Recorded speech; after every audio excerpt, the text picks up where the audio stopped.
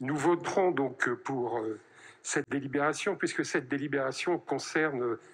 la représentation de la ville à la fois dans les conseils d'école, des écoles maternelles, des écoles primaires, et puis également, elle concerne la représentation de la ville dans les collèges et dans les lycées. Dans les discussions que nous avons eues tant au conseil privé que dans la réunion des présidents, nous avons bien noté que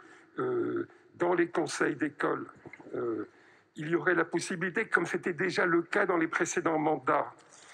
que des conseillers de quartier soient présents dans ces différentes écoles, quel que soit finalement le collège auquel ils appartiennent dans le conseil d'école, ou quelle que soit d'ailleurs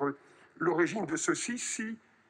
ils portent un intérêt marqué pour l'établissement. Sur ce point, pas de difficulté, bien au contraire, et c'est une pratique donc qui va continuer. Par contre, nous exprimons un regret qui est celui de la représentation de la ville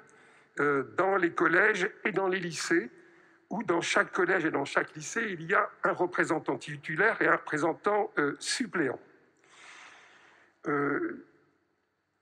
Nous pensons que, tenant compte du nombre de collèges et du nombre de lycées, c'est-à-dire 9 lycées et 9 collèges, il aurait été possible que en ce qui concerne notre groupe, mais je pense aussi à l'autre groupe d'opposition, par exemple 2 pour l'autre groupe, 1 pour notre groupe, et vous gardiez la majorité des représentations, que nous soyons également présents, en ce qui nous concerne, dans un lycée et dans un collège. L'argument qui nous a été donné, c'est celui que finalement, puisqu'il y a un représentant titulaire et un représentant suppléant, c'est l'argument de représenter la ville.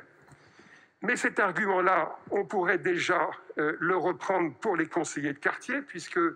les conseillers de quartier, il n'y a pas toujours le président du conseil de quartier. Le conseiller de quartier est là aussi pour faire le lien entre l'établissement et la ville.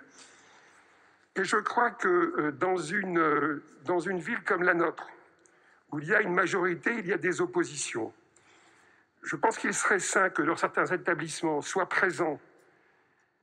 ces représentants de l'opposition, ce qui n'empêche pas, et ce qui ne les empêche pas, me semble-t-il, comme c'est le cas pour les conseillers de quartier, et comme ça avait été le cas pour un représentant de l'opposition dans les précédents mandats.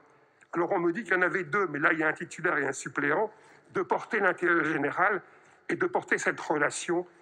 entre la ville et l'établissement concerné.